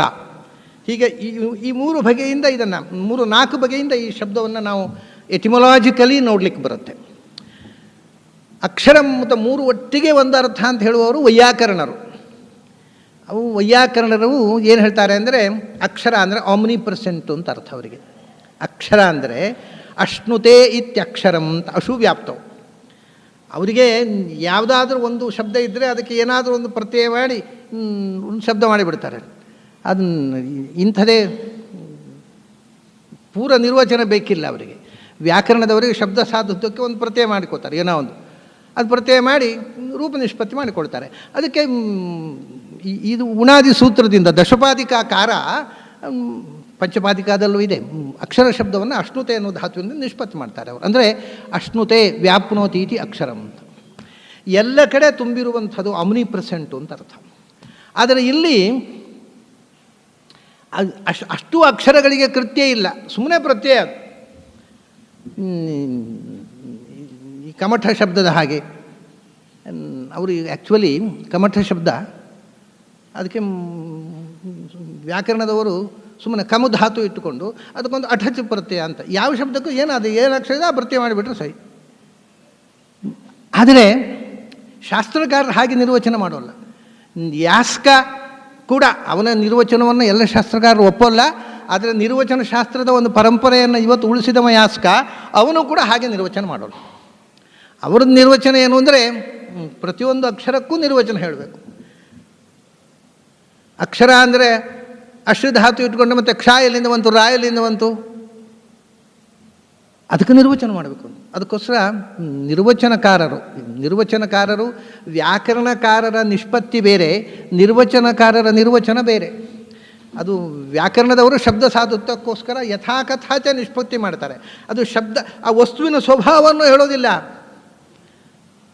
ಆದರೆ ನಿರ್ವಚನಕಾರರ ನಿರ್ವಚನ ಉಂಟಲ್ಲ, ಅದು ವಸ್ತುವಿನ ಏನೋ ಎಕ್ಸ್ಕ್ಲೂಸಿವ್ ಕ್ವಾಲಿಟಿಯನ್ನು ಹೇಳಬೇಕು. ಈಗ ಗೋ ಶಬ್ದ ಇದ್ದ ಹಾಗೆ ವ್ಯಾಕರಣದವರಿಗೆ ಗಚ್ಚತೀತಿ ಗೌಹು, ಗಮೇಹೆ ಡೋಹೋ, ಒಂದು ಡೋಸ್ ಅಂತ ಒಂದು ಪ್ರತ್ಯಯ ಹಾಕಿಬಿಟ್ರೆ ಗೋಹೋ ಅಂತ ಆಯಿತು ಅಂತ. ಅದು ಯಾಕೆ ಡೋಸ್ ಬಂತು? ಏನು ಕಾಯಿಲೆ ಬಿದ್ದಿತ್ತು, ಯಾಕೆ ಡೋಸ್ ಕೊಡ್ತೀರಿ ಅದಕ್ಕೆ? ಅದನ್ನು ರೂಪಸಿದ್ಧಿಗೆ ಒಂದು ಪ್ರತ್ಯಯ ಅಷ್ಟೇ, ನಮ್ಮದೊಂದು ಪ್ರಕ್ರಿಯೆ ಅದು. ಆದರೆ ಅದು ಹೋಗಲಿ. ಗಚ್ಚತಿ ಅಂದರೆ ಎಲ್ಲಿಗೆ ಹೋಗುತ್ತೆ ಅದು? ಗೋವು ಮಾತ್ರ ಹೋಗೋದಾ?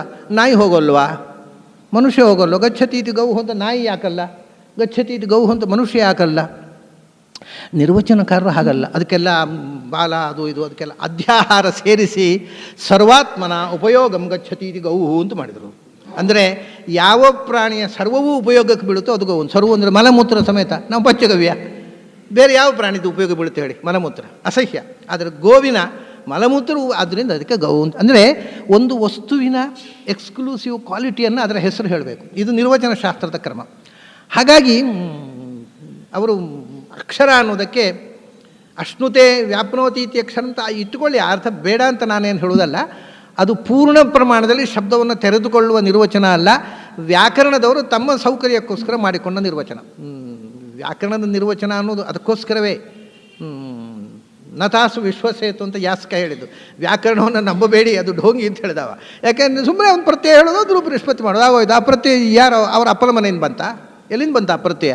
ಅದು ರೂಪ ನಿಷ್ಪತ್ತಿ ಪ್ರತ್ಯಯ ಬೇಕಷ್ಟೇ. ಅದಕ್ಕೆ ಏನು ಶಾಸ್ತ್ರಕಾರ್ಯ ಮಾಡಿದ್ರು? ನ ಪ್ಲಸ್ ಕ್ಷರಂ ಅಥವಾ ಅಕ್ಷ, ಆ ಪ್ಲಸ್ ಕ್ಷರ ಅಥವಾ ಅಕ್ಷ ಪ್ಲಸ್ ರ ಅಂತ. ಅಕ್ಷ ಪ್ಲಸ್, ಈಗ ಅಕ್ಷರ ಅನ್ನೋದಕ್ಕೆ ಆಮ್ನಿಪ್ರೆಸೆಂಟ್ ಅಂತ ಒಂದು ಅರ್ಥ ಆಯಿತು. ಅದನ್ನು ನೋಡ್ತಾ ಇದ್ದಾನೆ, ಎಲ್ಲೆಡೆ ನೋಡಿದರೂ ನೀನು ತುಂಬಿದ್ದೀಯಾ, ಅಷ್ಟೇ ಅಲ್ಲ ಮತ್ತೆ ಆ ಪ್ಲಸ್ ಕ್ಷರಂ ಅಂದರೆ ಅದು ಅನಂತ ಅನ್ನೋದರ ವ್ಯಾಖ್ಯಾನ ಬಂತು ನೋಡಿ. ನ ಕ್ಷರತಿ ಇತಿ ಅಕ್ಷರಂ. ಕ್ಷರ ಅಂದರೆ ಕ್ಷರ ವಿನಾಶೇ, ಅನಂತ ಅಳಿವಿಲ್ಲದ ವಸ್ತು ನೀನು. ಅಕ್ಷರ ಅಂದರೆ, ಕ್ಷರ ಅಂದರೆ ಅಳಿವಿರುವಂಥದ್ದು, ಅಕ್ಷರ ಅಂದರೆ ಅಳಿವಿಲ್ಲದ್ದು, ನಾಶವಿಲ್ಲದ ನಿತ್ಯ ಶಾಶ್ವತವಾಗಿರತಕ್ಕಂಥ ವಸ್ತು ನೀನು, ಅಷ್ಟೇ ಅಲ್ಲ. ಆ ಅನ್ನೋದಕ್ಕೆ ನಾ ಅಂತ ಯಾಕೆ ಅರ್ಥ ಮಾಡಬೇಕು? ಆ ಈಸ್ ಅನ್ ಅಬ್ರಿವಿಯೇಷನ್ ಆಫ್ ಅಧಿಕಂ. ಅಧಿಕಂ ಕ್ಷರತೀತಿ ಅಕ್ಷರಂ. ನಾವು ಕ್ಷರ ಸಂತತ ದಾನೇ, ನಾವು ಏನು ಕೇಳಿದೆವೋ ಅದನ್ನು ಕೊಡಬಲ್ಲ ಶಕ್ತಿ ಅದು ಭಗವಂತ ಒಬ್ಬನೇ. ಅದರಿಂದ ಅವನು ಅಕ್ಷರ ಆಯಿತು. ಅಕ್ಷರ ಮೂರಕ್ಕೆ ಒಟ್ಟಿಗೆ ಒಂದು ಅರ್ಥ ಆಯಿತು. ಅಕ್ಷರ ಅನ್ನೋದಕ್ಕೆ ಎರಡು ಅರ್ಥ ಆಯಿತು. ಆಮೇಲೆ ಅಕ್ಷ ಪ್ಲಸ್ರ, ಅಕ್ಷೇಶು ರಮತೆ ಇತಿ ಅಕ್ಷರಂ. ಅವನು ಹೊರಗಿನಿಂದ ಜಗನ್ನಿವಾಸ. ಅನಂತ ಅನ್ನೋದನ್ನು ಅಕ್ಷರ ಶಬ್ದದಲ್ಲಿ ಅರ್ಥ ಮಾಡಿದ. ಆಮೇಲೆ ಜಗನ್ನಿವಾಸ, ಅಕ್ಷೇಶು ರಮತೆ. ದೇವೇಶ ಜಗನ್ನಿವಾಸ. ಅಕ್ಷಗಳು ಅಂದರೆ ಇಂದ್ರಿಯಗಳು. ನಮ್ಮ ಇಂದ್ರಿಯಗಳಲ್ಲಿ ನಿಯಂತ್ರಣ ಮಾಡ್ತಕ್ಕಂಥ ದೇವತೆಗಳಿದ್ದಾರೆ. ಆ ಗಮಿಸುವವ ನಮ್ಮ ಇಂದ್ರಿಯಗಳಲ್ಲಿದ್ದು, ನಮ್ಮ ಇಂದ್ರಿಯಾಭಿಮಾನಿಗಳಾದ ದೇವತೆಗಳಲ್ಲಿದ್ದು ದೇವೇಶನಾಗಿ ಜಗನ್ನಿವಾಸನಾಗಿ ಅಕ್ಷರನಾಗಿದ್ದೀಯ ನೀನು. ಇಂದ್ರಿಯಗಳಲ್ಲಿ ಇದ್ದು ನಮ್ಮ ಇಂದ್ರಿಯವನ್ನು ನೇಮಿಸ್ತಾ, ಆದರೆ ಆನಂದವಾಗಿರೋನು. ನಮಗೆ ಇಂದ್ರಿಯ ಇದೆ, ಇಂದ್ರಿಯ ಇರೋದರಿಂದ ತಾಪತ್ರಯಗಳು ಜಾಸ್ತಿ. ಏನೋ ನೋಡಬಾರದು ನೋಡ್ತೇವೆ ದುಃಖ ಆಗುತ್ತೆ, ಕೇಳಬಾರದು ಕೇಳ್ತೇವೆ ದುಃಖ. ಅವನು ಇಂದ್ರಿಯದಲ್ಲಿ ಇದ್ದಾನೆ, ಆದರೆ ನಿಯಮಿಸ್ತಾ ಇದ್ದಾನೆ, ಅವನಿಗೆ ದುಃಖ ಇಲ್ಲ, ರಮತೆ ಆನಂದ ರೂಪನಾಗಿದ್ದಾನೆ. ಆದ್ದರಿಂದ ಅವನು ಅಕ್ಷರ. ಆಮೇಲೆ ಅಷ್ಟೇ ಅಲ್ಲ, ಅವನು ಈಗ ನಾವು ಅಕ್ಷರ ಒಂದರ್ಥ ಆಯಿತು, ಎರಡಾಯಿತು, ಮೂರಾಯಿತು, ನಾಲ್ಕಾಯಿತು. ಇನ್ನು ಮೂರು ಅಕ್ಷರಗಳು ಮೂರು ಅರ್ಥವನ್ನು ಹೇಳ್ತವೆ. ಆ ಪ್ಲಸ್ ಕ್ಷ ಪ್ಲಸ್ ರ. ಭಗವಂತ ಆ. ಯಾಕೆ ಆ ಅಂದರೆ ಭಗವಂತ ಎಲ್ಲಕ್ಕಿಂತಲೂ ವಿಲಕ್ಷಣ. ಆ ಅಂದರೆ ಅಲ್ಲ ಅಂತ ಅರ್ಥ. ಏನೂ ಅಲ್ಲ, ನಮ್ಗೆ ಗೊತ್ತಿರುವ ಯಾವುದೂ ಅಲ್ಲ. ಅದು is totally different from non world and also unknown world. ನಮಗೆ ಗೊತ್ತಿರುವ ವಸ್ತುವಲ್ಲ, ಗೊತ್ತಿಲ್ಲದೆ ಇರತಕ್ಕಂಥ ಪ್ರಪಂಚ ಬೇಕಾಗ್ತದೆ. ಯಾವುದು ಈ ಪ್ರಪಂಚದಲ್ಲಿ ಇರತಕ್ಕ ಅದು ಅಲ್ಲ. ಅಥೋ ಅವಿದಿತಾದಧಿ. ಗೊತ್ತಿರುವ ವಸ್ತು ಅಲ್ಲ, ಗೊತ್ತಿಲ್ಲದ ವಸ್ತುಗಳು ಬೇಕಾದಷ್ಟಿವೆ ಈ ಪ್ರಪಂಚದಲ್ಲೇ, ಅದು ಅಲ್ಲ. ಎಲ್ಲಕ್ಕಿಂತಲೂ ವಿಲಕ್ಷಣವಾಗಿರತಕ್ಕಂಥ ವಸ್ತು. ಯಾಕೆಂದರೆ ಯಾವ ದೋಷವೂ ಇಲ್ಲ. ಆ ಅಂದರೆ ಅಲ್ಲ, ಆ ಅಂದರೆ ಇಲ್ಲ. ಅದು ನಾವು ತಿಳ್ಕೊಂಡು ಯಾವ ವಸ್ತುವು ಅಲ್ಲ. ಯಾಕಂದ್ರೆ ನಮಗೆ ಗೊತ್ತಿರುವುದಲ್ಲೆಲ್ಲ ದೋಷ ಇದೆ. ದೋಷ ಇಲ್ಲದ ಒಂದು ವಸ್ತುವು ಇರುವುದೇ ಗೊತ್ತಿಲ್ಲ ನಮಗೆ, ಅದರಲ್ಲಿ ಯಾವ ದೋಷವೂ ಇಲ್ಲ. ಆದ್ದರಿಂದ ನಿನಗೆ ಅದರ ಬಗ್ಗೆ ಗೊತ್ತಿಲ್ಲ ಅಂದ್ರೆ ಮೊದಲು ನನಗೆ ನಿನ್ನನ್ನು ಇಷ್ಟು ನೋಡಿದರೂ ನೀನು ಏನು ಅಂತ ಗೊತ್ತಾಗಲಿಲ್ಲ ಕೃಷ್ಣ ಅಂತಾನೆ ಅರ್ಜುನ. ಆದರೆ ಇಷ್ಟು ಗೊತ್ತಾಯಿತು ಏನು ಅಂದರೆ, ನೀನು ನೀನು ಯಾವ ದೋಷವೂ ಇಲ್ಲದ ಎಲ್ಲಕ್ಕಿಂತ ವಿಲಕ್ಷಣ. ನಿನ್ನನ್ನು ತಿಳಿದಾಗ ನೀನು ಕ್ಷ ಮತ್ತು ರ ಆಗ್ತಿ ಅಂತ. ಏನು ಕ್ಷ ಅಂದರೆ ಕ್ಷಪಯತೀತಿ ಕ್ಷಂ, ನಮ್ಮಲ್ಲಿರ್ತಕ್ಕಂಥ ದುಃಖ ಅಜ್ಞಾನ ಅದನ್ನು ನಾಶ ಮಾಡ್ತಿ, ಮತ್ತು ರಮಯತಿ ಸ್ವರೂಪಾನಂದವನ್ನು ಕೊಡ್ತೀಯ. ನೀನು ಏನು ಅಂತ ನಮಗೆ ಅರ್ಥ ಆಗಲಿಲ್ಲ, ಕಿಂಚಿತ್ತಾದರೂ ಅರ್ಥ ಮಾಡಿಕೊಂಡ್ರೆ ನಮ್ಮ ಜೀವನದ ದುಃಖವನ್ನು ನೀನು ನಾಶ ಮಾಡಿ ಸ್ವರೂಪಾನಂದವನ್ನು ಕೊಡ್ತೀಯ. ಅದರಿಂದ ನೀನು ಅಕ್ಷರ. ಅಷ್ಟೇ ಅಲ್ಲ, ಮುಂದೆ ಹೇಳ್ತಕ್ಕಂಥ ಮಾತನ್ನು ಇದರ ಅರ್ಥ ಅನಂತ ದೇವೇಶ ಜಗನ್ನಿವಾಸ ಅನ್ನೋದನ್ನು ಅಕ್ಷರ ವಿವರಿಸಿದ. ಮುಂದೆ ಹೇಳ್ತಾನೆ ವಾಯುರ್ ಯಮೋಗ್ನಿ ವರುಣ ಶಶಾಂಕ ಅಂತ. ನೀನೇ ವಾಯು, ನೀನು ಯಮ, ನೀನು ವರುಣ, ನೀನು ಅಗ್ನಿ, ಸರ್ವಶಬ್ದ ವಾಚ್ಯ ಅಂತ ಅದು ಬಂತಿಲ್ಲ ಅಕ್ಷರವನ್ನು. ಅಕ್ಷರ ಅಂದರೆ ಅಕ್ಷ ಅಂದರೆ ಏನು? ಆ ಟು ಕ್ಷ, ವರ್ಣಮಾಲೆ ಪೂರ ಆಯಿತು, ಆದಿಂದ ಕ್ಷಾದ ತನಕ.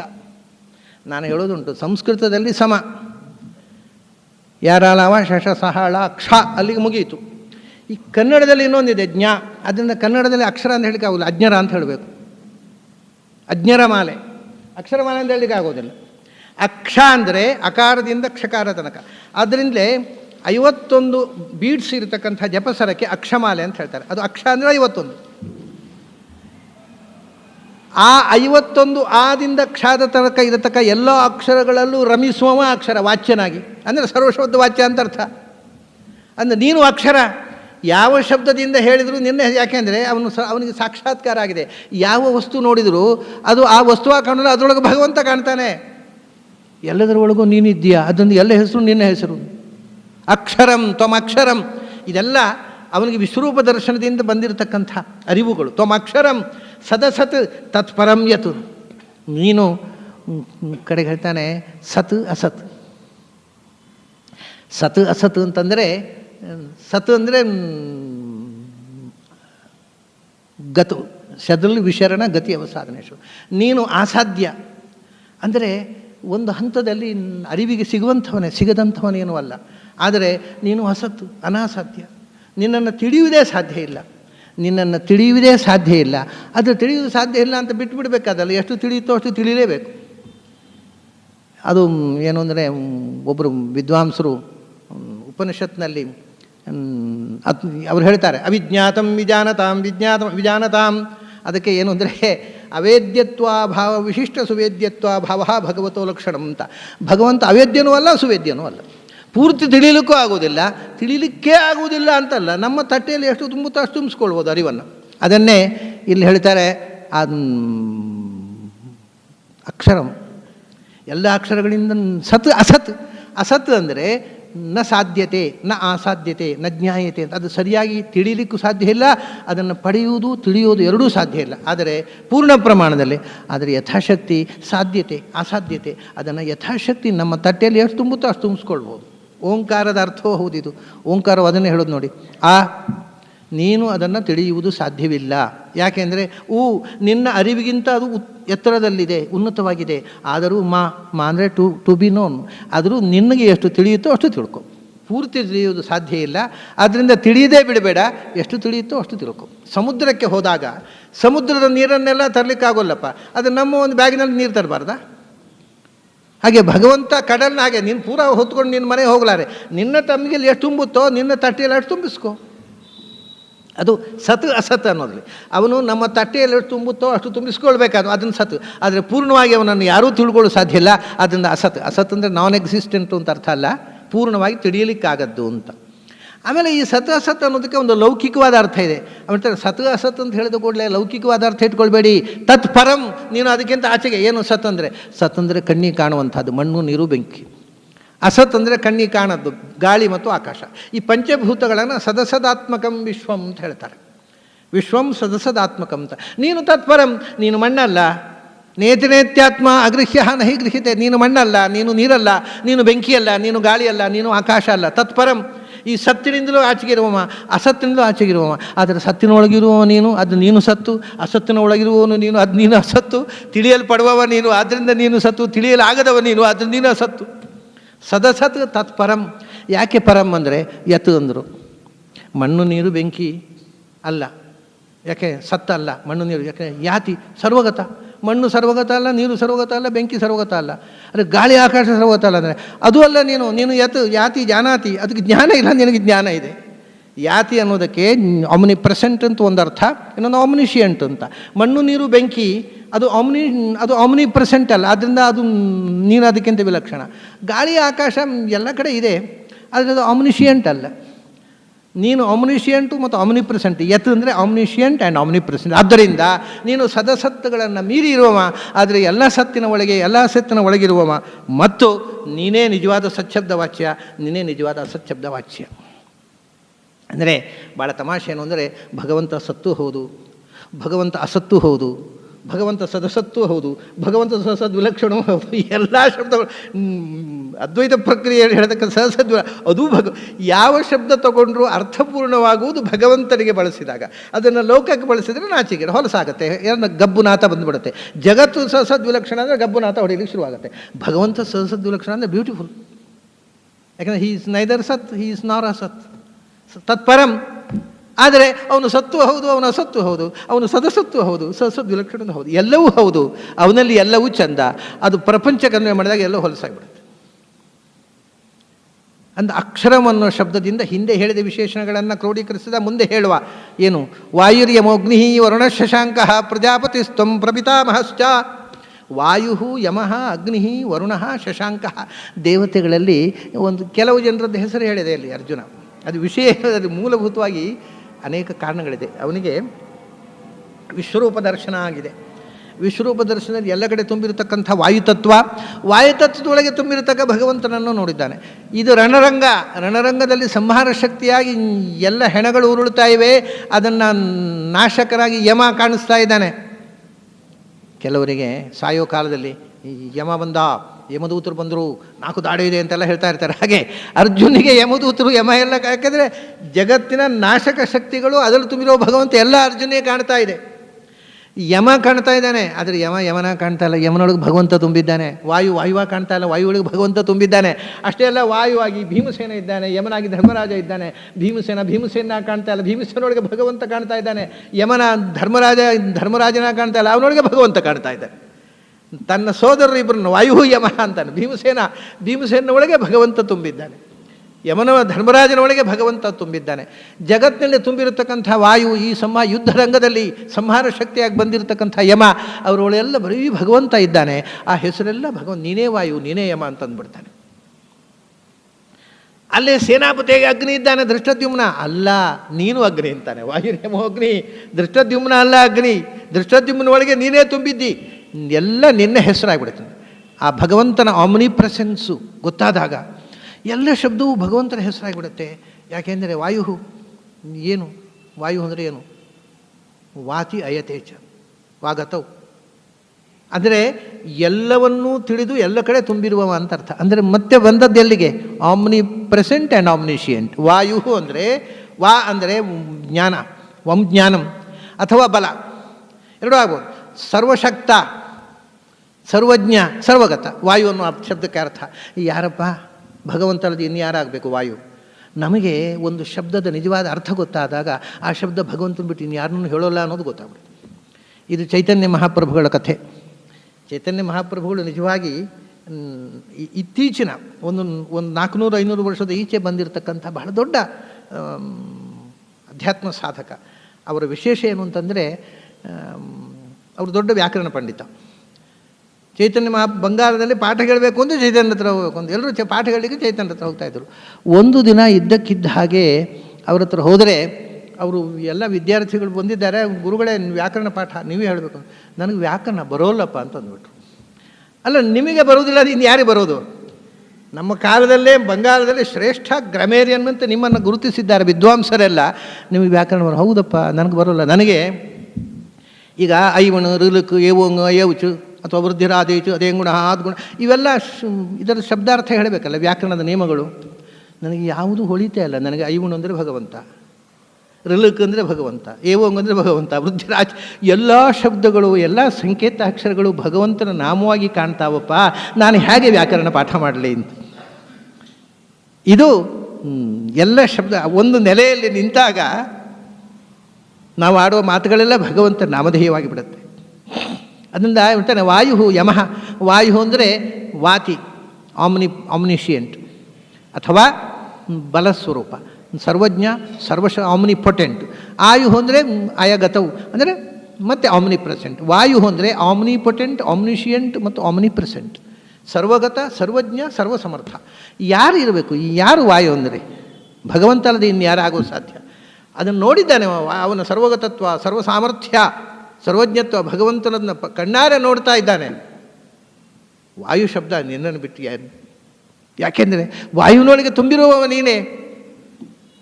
ಯಮ ಸಂಹಾರ ಮಾಡ್ತಾನೆ, ಯಮನನ್ನು ನಿಯಮನ ಮಾಡುವವ ನೀನು. ಅದರಿಂದ ಯಮನೊಳಗೆ ತುಂಬಿ ಇಡೀ ಜಗತ್ತನ್ನು ನಿಯಮನ ಮಾಡ್ತಕ್ಕ ನೀನು ಯಮ ಅಲ್ಲದೆ ಇನ್ಯಾರು ಯಮ ಆಗಬೇಕು? ಇನ್ನೊಂದು ತಮಾಷೆ ಏನಂದರೆ ಯಮ ಅನ್ನೋದಕ್ಕೂ ನೀವು ಇನ್ನೂ ಎಳೆ ಒಳಗೆ ಹೋದರೆ ಅರ್ಥ ಅದೇ. ಮಾ ಅಂದರೆ ಜ್ಞಾನ, ಮಾನಂ ಜ್ಞಾನಂ. ಯಾ ಅಂದರೆ ಗತಿ. ಅಂದರೆ ಯಾ ಅಂದರೆ ಆಮ್ನಿಪ್ರೆಸೆಂಟು, ಮಾ ಅಂದರೆ ಆಮ್ನಿಷಿಯಂಟ್. ಯಮ ಅಂದರೂ ಆಮ್ನಿಷಿಯಂಟ್ ಆ್ಯಂಡ್ ಆಮ್ನಿಪ್ರೆಸೆಂಟ್. ಅಗ್ನಿ ಕಾಲೋಸ್ಮಿ ಲೋಕಕ್ಷಗತ್ ಪ್ರಬುದ್ಧ. ಇಡೀ ಜಗತ್ತನ್ನು ಅತ್ತಿ ಸಂಹಾರ ಮಾಡಲಿಕ್ಕೋಸ್ಕರ, ಕಬಳಿಸುವುದಕ್ಕೋಸ್ಕರ ಬಂದು ನಿಂತು ಅವನ ಬಾಯಿಯ ಒಳಗೆ ಹೋಗಿ ಕಟಬಾಯಿಯ ಒಳಗೆ ಎಲ್ಲ ಬಿದ್ದು ನಾಶವಾಗ್ತಾ ಇದ್ದಾರೆ. ಅವನು ಕಾಣ್ತಾ ಇದೆ ಸಂಹಾರ ಶಕ್ತಿಯಾಗಿ ನೀನೇ ಅಗ್ನಿಯಾಗಿ. ಅಗ್ನಿ ಅಂದರೆ ಅತೀತಿ ಅಗ್ನಿ. ಅಗಮ್, ಚಲನ ಇಲ್ಲದ ಜಗತ್ತಿಗೆ ಚಲನೆ ಕೊಡತಕ್ಕ ಶಕ್ತಿ, ಕೊನೆಗೆ ಎಲ್ಲವನ್ನು ಸಂಹಾರ ಮಾಡತಕ್ಕ ಶಕ್ತಿ. ವರುಣ, ಅಗ್ನಿ ವರುಣ ಶಶಾಂಕ. ಅಗ್ನಿ ವರುಣ. ಇನ್ನೊಂದು ತಮಾಷೆ ಇದೆ, ಅವನಿಗೆ ನೆನಪಾಗೋದಕ್ಕೆ ಒಂದು ಕಾರಣ ಇದೆ. ಅವನ ಕೈಯಲ್ಲಿ ಗಾಂಡೀವ ಧನುಸ್ಸು ಇದೆ.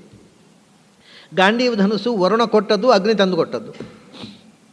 ಖಾಂಡವ ದಾಹದಲ್ಲಿ ವರುಣನಿಂದ ಅಗ್ನಿ ತಗೊಂಡು ಇವನಿಗೆ ತಂದುಕೊಟ್ಟದ್ದು. ಈ ಗಾಂಡೀವದ ಹಿಂದೆ ಅಗ್ನಿ ವರುಣ ಇದ್ದಾರೆ. ಇದು ಅಗ್ನಿಯು ತಂದುಕೊಟ್ಟದ್ದಲ್ಲ, ವರುಣನು ತಂದುಕೊಟ್ಟದ್ದಲ್ಲ. ಅಗ್ನಿ ಒಳಗಿದ್ದು ನೀನು, ಯಾಕೆ ನೀನೇ ನಿಂತಿದ್ದಿ ಕೃಷ್ಣನಾಗಿ. ಅಗ್ನಿ ಒಳಗಿದ್ದು ವರುಣನೊಳಗಿದ್ದು ಈ ಗಾಂಡೀವ ನನ್ನ ಕೈಗೆ ಬರುವಂತೆ ಮಾಡಿದವ ನೀನೇ ಅಲ್ವಾ? ನೀನೇ ಅಗ್ನಿ, ನೀನೇ ವರುಣ. ವರುಣ ಅಂದರೆ ವರುಣ ಸಮುದ್ರ ರಾಜನೂ ಹೌದು, ವರುಣ ಅಂದರೆ ಆದಿತ್ಯನೂ ಹೌದು. ಶನ್ನೋ ಮಿತ್ರ ಶಮುರುಣ ಅನ್ನುವಲ್ಲಿ ವರುಣ ಶಬ್ದ ಅನ್ನೋದು ಆದಿತ್ಯವಾಚಕವಾಗಿ ಕೂಡ ಬಂದಿದೆ. ಅಲ್ಲಿ ಮಿತ್ರ ಅಂದರೆ ಹಗಲಿನ ಸೂರ್ಯ, ವರುಣ ಅಂದರೆ ರಾತ್ರಿಯ ಸೂರ್ಯ. ಆವೃಣೋತೀತಿ ವರುಣ ತಮಸೋ ಅಜ್ಞಾನತೋಪಿವ ಅಂತ. ವರುಣ ಅಂದರೆ ಜ್ಯೋತಿಷ ಆವೃಣೋತೀತಿ ವರುಣ, ಹಗಲಿನ ಸೂರ್ಯ. ತಮಸ ಆವೃಣೋತೀತಿ ವರುಣ, ರಾತ್ರಿಯ ಸೂರ್ಯ. ಕತ್ತಲಿನಿಂದ ಆವರಿಸುವ, ಬೆಳಕಿನಿಂದ ಆವರಿಸುವ ವರುಣ ಹಗಲಿನ ಸೂರ್ಯ, ಕತ್ತಲಿನಿಂದ ಆವರಿಸುವ ವರುಣ ರಾತ್ರಿಯ ಸೂರ್ಯ. ಅಂದರೆ ವರುಣ ಸೂರ್ಯನೂ ಹೌದು. ಅಗ್ನಿ ವರುಣ ಶಶಾಂಕ. ಬೆಂಕಿ ಸೂರ್ಯ ಚಂದ್ರ. ಜಗತ್ತಿನ ಎಲ್ಲ ಜ್ಯೋತಿಗಳು ಜ್ಯೋತಿರ್ಮಯನಾದ ನಿನ್ನ ಸನ್ನಿಧಾನದಿಂದಲೇ. ನೀನು ಜ್ಯೋತಿಷಾಂ ಜ್ಯೋತಿ, ಬೆಳಕುಗಳ ಬೆಳಕು ನೀನು. ಅದರೊಳಗಿರೋದ್ರಿಂದ ಯದಾದಿತ್ಯಗತಂ ತೇಜ ಜಗದ್ಭಾಸೇತೆ ಖಿಲಂ ಯಚ್ಚಂದ್ರಮಸಿ ಯಚ್ಚಾಗ್ನೌ. ಅದನ್ನೇ ಇಲ್ಲಿ ಹೇಳೋದು. ಅಗ್ನಿ ವರುಣ ಶಶಾಂಕ. ಆದಿತ್ಯ ಚಂದ್ರ ಸೂರ್ಯ. ಆದಿತ್ಯ ಸೂರ್ಯ ಅಗ್ನಿ ಚಂದ್ರ. ಆದಿತ್ಯ ಚಂದ್ರ ಅಗ್ನಿ ಇವರಲ್ಲಿರ್ತಕ್ಕಂಥ ಬೆಳಕು ನಿನ್ನದೇ ಬೆಳಕು. ಯಾಕೆಂದ್ರೆ ನಿಜವಾದ ಬೆಳಕು ನೀನೇ. ನೀನಿಲ್ಲದೆ ಇದ್ದರೆ ಬೆಳಕೇ ಇಲ್ಲ. ವರುಣ ಶಶಾಂಕ. ಅಗ್ನಿ ಅಂದರೆ ಅತ್ತಿ ಸಂಹಾರ ಮಾಡುವ ಅಂತ ಗೊತ್ತಾಯಿತು. ವರುಣ ಅಂದರೆ ಆವರಿಸುವವ. ಶಶಾಂಕ ಅಂದರೆ ಏನರ್ಥ ನೋಡಿ. ಶಶಾಂಕ ಅಂದರೆ ಈಗ ನಾವು ಚಂದ್ರನಿಗೆ ಶಶಾಂಕ ಅಂತ ಅನ್ನೋದಕ್ಕೆ ಒಂದು ಕಾರಣ ಹೇಳ್ತೇವೆ. ಶಶ ಅಂದರೆ ಮೊಲದ ಚಿಹ್ನೆ ಕಾಣುತ್ತೆ ಅಂತ. ಚಂದ್ರನನ್ನು ನೋಡಿದರೆ ಅದರ ಮಧ್ಯೆಯಲ್ಲಿ ಒಂದು ಮೊಲದ ಆಕಾರದ ಕಲೆ ಕಾಣುತ್ತೆ. ಅದಕ್ಕೆ ಯಾರೋ ತಲೆಗೆಟ್ಟ ಕವಿಗಳು ಶಶಾಂಕ ಅಂತ ಹೆಸರಿಟ್ಟರು. ನಿಜವಾಗಿ ಶಶಾಂಕ ಅಂದರೆ ಮೊಲ ಕಾಣುವಂಥ ಅರ್ಥ ಅಲ್ಲ. ಶಶ ಅಂದರೆ ಏನು ಗೊತ್ತುಂಟ? ಶ ಅಂದರೆ ಏನು? ಶನ್ನೋ ಮಿತ್ರ ಶಂವರುಣ. ಶ ಅಂದರೆ ಆನಂದ ಸಂಸ್ಕೃತದಲ್ಲಿ. ಶಶ ಅಂದರೆ ಅತಿಶಯವಾದ ಆನಂದ. ಭೀತ ಅಂತ ನಿನ್ನೆ ಬಂದಿತ್ತಲ್ಲ. ಭೀತ ಅಂದರೆ ಅತಿಶಯನ ಭೀತ. ಹಾಗೆ ಯಾವಾಗಲೂ ಒಂದು ಶಬ್ದವನ್ನು ಮಂದಂ ಅಂದರೆ ಅತಿಮಂದಂ ಅಂತ ಅರ್ಥ. ಯಾವುದೇ ಒಂದು ಶಬ್ದವನ್ನು ನೀವು ಟ್ವೈಸ್ ರಿಪೀಟ್ ಮಾಡಿದರೆ, 2 ಸರ್ತಿ ರಿಪೀಟ್ ಮಾಡಿದರೆ ಅದು ಅತಿಶಯ ಅರ್ಥವನ್ನು ಹೇಳುತ್ತೆ. ಶ ಅಂದರೆ ಆನಂದ, ಶಶ ಅಂದರೆ ಅತ್ಯಾನಂದ. ಜ್ಞಾನ ಸುಖ ಅಂತ ಉಪನಿಷತ್ತರು ಹೇಳ್ತಾರೆ. ಇದನ್ನೇ ಸುಖ ಅಂತ. ಭಗವಂತನ ಸುಖ ಅದು ಸುಖ. ಹಾಗೆ ಆನಂದದಿಂದಲೂ ಮಿಗಿಲಾದ ಆನಂದ, ಅತ್ಯಾನಂದ, ಅದು ಶಶ. ಅದರಿಂದ ಅಂಕಿತ ಗುರುತಿಸಲ್ಪಡುವವನು ಶಶಾಂಕ. ಯಾರು ಪರಮಾನಂದ ಸ್ವರೂಪ ಅಂತ ಶಾಸ್ತ್ರಗಳು ಗುರುತಿಸಲ್ಪಡ್ತಾನೋ ಅವನು ಶಶಾಂಕ. ಈ ಶಶಾಂಕನಿಗೂ ನಿಜವಾಗಿ ಅದೇ ಸರಿಯಾದ ಅರ್ಥ. ಯಾಕೆಂದರೆ ಆ ಬೆಳದಿಂಗಳಿನ ಆನಂದ ಉಂಟಲ್ಲ, ಅದು ಪಾಪ ಹೇಗೆ ಗೊತ್ತಾಗಬೇಕು ನಮ್ಮ ಹುಡುಗರಿಗೆ, ಸೋಡಿಯಂ ಲೈಟ್ ನಾಟಿಯಲ್ಲಿ ಬದುಕುವವರಿಗೆ. ಈ ಲೈಟ್ಗಳು ಯಾವುದೂ ಇಲ್ಲದೆ ಎಲ್ಲಾದ್ರೂ ಎಲೆಕ್ಟ್ರಿಸಿಟಿ ಡಿಪಾರ್ಟ್ಮೆಂಟ್ನವರು ಕರೆಂಟ್ ಎಲ್ಲ ಒಂದು ಸರ್ತಿ ಆಫ್ ಮಾಡಿಬಿಟ್ರೆ ಆವಾಗ ಆಕಾಶದಲ್ಲಿ ಚಂದ್ರ ಇದ್ದಾನೆ, ಚಂದ್ರನಿಗೊಂದು ಬೆಳದಿಂಗಳಿದೆ, ಅದು ಬಹಳ ಸುಂದರವಾಗಿದೆ ಅನ್ನೋ ಕಲ್ಪನೆ. ಇಲ್ಲದ್ರೆ ಪೇಟೆಯಲ್ಲಿ ಹುಡುಗರಿಗೆ ಚಂದ್ರನಿಗೆ ಬೆಳದಿಂಗಳಿದೆ ಅನ್ನೋದೇ ಗೊತ್ತಿಲ್ಲ. ಅದೇನು ಟೆಕ್ಸ್ಟ್ ಬುಕ್ನಲ್ಲಿ ಓದಬೇಕಷ್ಟೇ, ಚಂದ್ರನಲ್ಲಿ ಬೆಳದಿಂಗಳು ಅಂತ ಒಂದು ಸಂಗತಿ ಇದೆ ಅಂತ ಹೊರತು ನೋಡಿ ಗೊತ್ತಿರೋದಿಲ್ಲ. ಬರೀ ಈ ಲೈಟಿನ ಅಡಿಯಲ್ಲಿ ಬದುಕುವವರಿಗೆ ಆಕಾಶದಲ್ಲಿ ಭಗವಂತ ಹೊತ್ತಿಸಿದ ಲೈಟೇ ಗೊತ್ತಿಲ್ಲ, ಆದರೆ ಬೆಳಕೇ ಗೊತ್ತಿಲ್ಲ. ಅದು ಶಶ. ಬೆಳದಿಂಗಳ ಆನಂದ ಉಂಟಲ್ಲ, ಹಿಂದಿನವರು ಅದಕ್ಕೋಸ್ಕರ ಕಾಡಿಗೆ ಹೋಗಿ ಬೆಳದಿಂಗಳಲ್ಲಿ ಊಟ ಮಾಡ್ತಿದ್ರು. ಆ ಆನಂದ, ಈ ಲೈಟ್, ಈ ದೀಪದ ಅಡಿಗೆ ಊಟ ಬೇಡ ಅಂತ, ಅದು ಅತ್ಯಂತ ಆನಂದ. ಬೆಳದಿಂಗಳ ಒಂದು ಖುಷಿ ಉಂಟಲ್ಲ, ಆ ಖುಷಿಗೆ ಶಶ ಅಂತಾರೆ. ಅದನ್ನು ಕೊಡತಕ್ಕವಾದ್ದರಿಂದ ಚಂದನಿಗೂ ಶಶಾಂಕ ಹೆಸರು. ಹೀಗೆ ವಾಯು ಚಂದನ ಒಳಗಿರ್ತಕ್ಕನು ನೀನು, ವರುಣನ ಒಳಗಿರ್ತಕ್ಕವನು ನೀನು, ಅಗ್ನಿಯ ಒಳಗಿರ್ತಕ್ಕವನು ನೀನು, ವಾಯುವಿನ ಒಳಗೆ ಯಮನೊಳಗೆ ಎಲ್ಲರ ಒಳಗಿದ್ದು ಎಲ್ಲವನ್ನು ನಿಯಂತ್ರಿಸುವ ಎಲ್ಲ ಶಬ್ದಗಳಿಂದ ವಾಚ್ಯನಾದವ ನೀನು. ಆ ಕ್ಷಾರ ಅಕಾರದಿಂದ ಕ್ಷಕಾರ ತನಕ ಎಲ್ಲ ವರ್ಣಗಳಿಂದ ವಾಚ್ಯನಾದವ ನೀನು ಅಂತ ಭಗವಂತನ ಆ ಸರ್ವಗತತ್ವ ಸರ್ವನಿಯಾಮಕತ್ವದ ಅನುಸಂಧಾನ ಅದ್ಭುತವಾಗಿ ಯೋಚನೆ ಮಾಡ್ತಾ ಅರ್ಜುನ ಭಗವಂತನನ್ನು ಸ್ತೋತ್ರ ಮಾಡ್ತಾನೆ. ಇನ್ನು ಮುಂದೆ ಅವನ ಸ್ತೋತ್ರ ಮುಂದುವರಿಯುತ್ತೆ. ಅದನ್ನು ನಾವು ನಾಳೆ ದಿವಸ ಮುಂದುವರಿಸೋಣ. ಇವತ್ತು ಶ್ರೀಪಾದಂಗಳವರ ಭಾಗವತ ಪ್ರವಚನವನ್ನು ಮುಂದೆ ಕೇಳಲಿಕ್ಕೆ ಅಣಿಯಾಗೋಣ. ಅಲ್ಲಿ ತನಕ ನಿಮಗೆಲ್ಲ ಅಭಿನಂದನೆಗಳು ಮತ್ತು ಅಭಿವಂದನೆಗಳು.